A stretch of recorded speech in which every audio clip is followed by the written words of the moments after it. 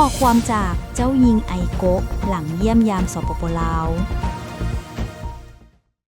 สนับสนุนโดยเป๊ปซี่สถานทูตญี่ปุ่นประจำสปป.ลาวได้เผยแพร่บทความรู้สึกหลังจากเสด็จเยี่ยมยามประเทศลาวของเจ้าหญิงไอโกะว่าเนื่องในเวลาครบรอบ70ปีแห่งการสร้างตั้งสายพัวพันธ์การทูตระหว่างประเทศญี่ปุ่นและลาวข้าพเจ้ารู้สึกปิติยินดีเป็นอย่างยิ่งที่ได้รับการเชื้อเชิญจากรัฐบาลลาวและมีโอกาสได้ไปเยี่ยมยามประเทศลาวอย่างเป็นทางการข้าพเจ้าขอแสดงความขอบใจต่อการต้อนรับจากใจจริงของรัฐบาลลาวเป็นต้นแมนพระประธานทองลุนศรีสุฤทธิ์ประธานประเทศแห่งสปป.ลาวพระประธานนางปานียาทอตู้รองประธานประเทศแห่งสปป.ลาวพระประธานสอนไซศรีพันดรนายกรัฐมนตรีแห่งสปป.ลาวที่ได้ต้อนรับข้าพเจ้าอย่างอบอุ่นและเป็นเจ้าภาพจัดงานเลี้ยงอาหารค่ำที่นครหลวงเวียงจันทน์และงานเลี้ยงอาหารเที่ยงที่แขวงหลวงพระบางพร้อมทั้งจัดพิธีบาทสีสู่ขวัญเพื่ออวยพรให้ข้าพเจ้ามีความสุขในอนาคตและเดินทางอย่างปลอดภัยพร้อมกันนั้นข้าพเจ้าขอขอบใจต่อประชาชนลาวทุกท่านที่ให้การต้อนรับอย่างฟดฟื้นในทุกๆสถานที่การเยี่ยมชมในครั้งนี้ข้าพเจ้าได้สัมผัสถึงประวัติศาสตร์และวัฒนธรรมอันอุดมสมบูรณ์ของประเทศลาวระหว่างการไปเยี่ยมชมประตูไซหอพิพิธภัณฑ์แห่งชาติหลวงพระบางตำหนักผ้าไหมลาวบูฮานและข้าพเจ้าก็ยังจื้อจำได้ดีถึงบรรยากาศอันศักดิ์สิทธิ์ของสถานที่สักการะบูชาสถาปัตยกรรมอันสวยงามของพระธาตุหลวงและวัดเสียงทองนอกจากนั้นข้าพเจ้ายังมีโอกาสได้สัมผัสถึงธรรมชาติอันสำคัญและสวยสดงดงามของสปป.ลาวที่ตาดกวางซี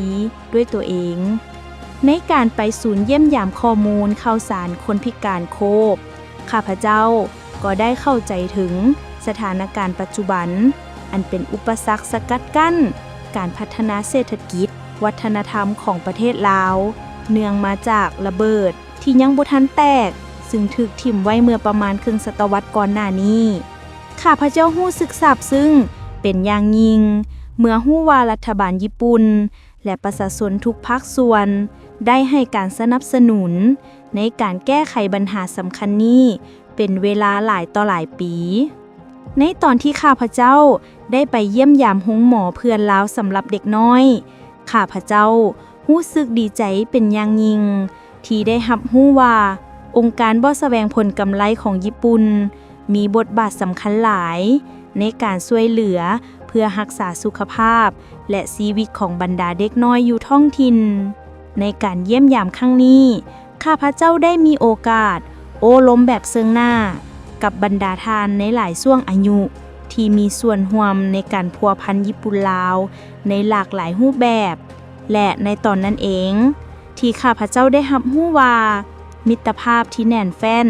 ระหว่างสองประเทศได้กำเนิดและผันขยายผ่านการแลกเปลี่ยนระหว่างประชาชนกับประชาชนนอกจากนั้นในตอนไปเยี่ยมยามโรงเรียนที่รับครูผู้ช่วยสอนภาษาญี่ปุ่นและศูนย์กีฬาบูโดลาวญี่ปุ่นรวมถึงรับชมการแสดงศิลปะดนตรีจากโรงเรียนอิสระพรข้าพเจ้าก็ได้มีโอกาสแลกเปลี่ยนกับบรรดาเด็กน้อยวัยหนุ่มลาวและข้าพเจ้ามั่นใจว่าการร่วมมืออย่างรอบด้านระหว่างสองประเทศได้รับการสืบทอดจนฮอดรากฐานของวัยหนุ่มแล้วเนื่องในโอกาสการเยี่ยมยามครั้งนี้ข้าพเจ้าหวังเป็นอย่างยิ่งจะสามารถสานต่อสายใยแห่งสายพัวพันมิตรภาพที่หลายทานได้ทักทอไว้ให้แน่นแฟ้นและเฮ็ดให้ขอบเขตการแลกเปลี่ยนในอนาคตของญี่ปุ่นและลาวกว้างออกยิ่งกว่าเก่าย้อนจิตใจอันโอบอ้อมอารีและความฮักแพงของประชาชนลาวทุกท่านการเยี่ยมยามต่างประเทศอย่างเป็นทางการครั้งทำอิฐของข้าพเจ้าครั้งนี้จึงได้กลายเป็นการเยี่ยมยามที่สมบูรณ์แบบและบ่มีวันลืมลงได้ข้าพเจ้าขอขอบใจต่อภาคส่วนต่างๆ ที่เฮ็ดให้ข้าพเจ้าได้ประสบการณ์แบบที่หาบ่ได้อยู่ที่ญี่ปุ่นพร้อมกันนั้นข้าพเจ้าก็ขอแสดงความรู้บุญคุณอีกทั้งต่อทุกท่านที่ได้เอาใจใส่เฮ็ดให้การเยี่ยมยามครั้งนี้สำเร็จลุล่วงไปได้ด้วยดีข้าพเจ้าเองก็ได้ตั้งปณิธานใหม่ที่จะสืบทอดการก้าวเดิน